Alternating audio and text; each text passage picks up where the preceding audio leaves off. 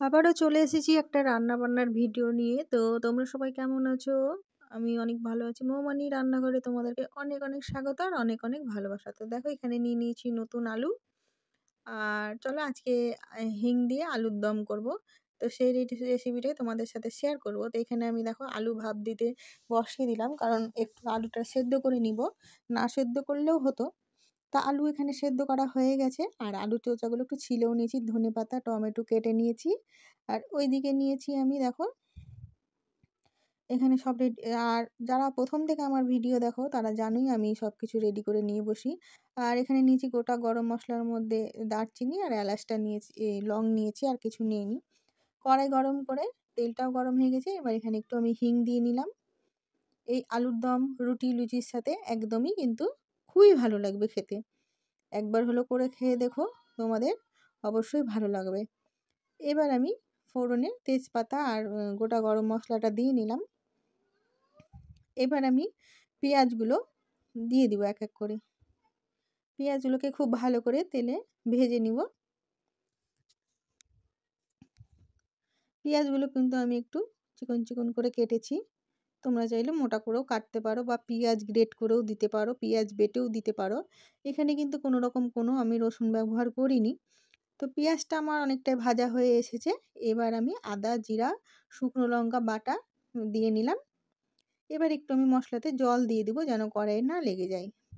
তারপর আমি দিয়ে নিলাম দেখো টমেটো কুচি। টমেটোটাকে দুটো টমেটো 5-6 পিস করে আমি দিয়ে দিলাম। এবার দিব আমি হলুদ গুঁড়ো। আমাদের এগুলো তো জানোই মিলে থেকে পিষিয়ে নেওয়া হয় হলুদ, গোটা হলুদ কিনে। তার জন্য অল্প একটু দিলেই হয়ে যাবে।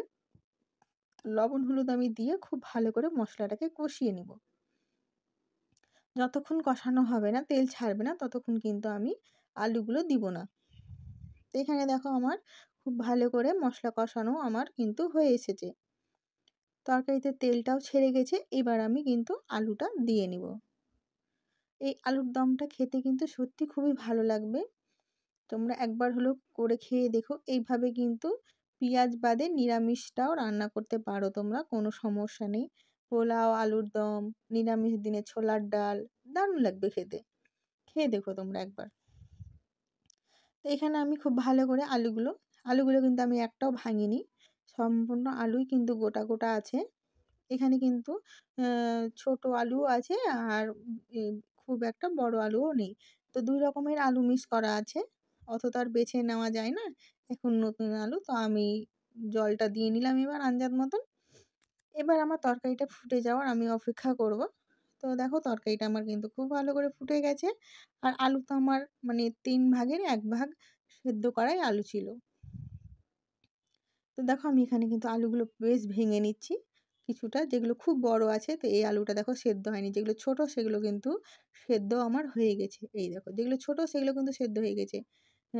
আর যেগুলো একটু বড় সেগুলো কিন্তু সেদ্ধ হয়। তো আরও কিছুক্ষণ আমি এটাকে সেদ্ধ করে নিব। তারপরে আমি সেদ্ধ যখন পুরোপুরি হয়ে যাবে, এবারে কিন্তু আমি ধনেপাতাটা ছড়িয়ে দিব। এতে কিন্তু কোনো রকম কোনো গুঁড়ো মশলা আমি গুঁড়ো গরম মশলা ইউজ করিনি। ওই যেটা ফোড়নে দিয়েছি দুটো জিনিস সেইটাই। তো তরকারিটা কিন্তু আমার ফাইনালি হয়ে গেছে। দেখো কালারটাও কিন্তু খুব সুন্দর এসেছে। আর দমটা কিন্তু একটু জমে যাবে পরে। তো ভিডিওটা তোমাদের যদি ভালো লাগে অবশ্যই লাইক কমেন্ট শেয়ার করবে। সাবস্ক্রাইব করতে ভুলবে না। তোমরা সবাই ভালো থাকবে, সুস্থ থাকবে, সাবধানে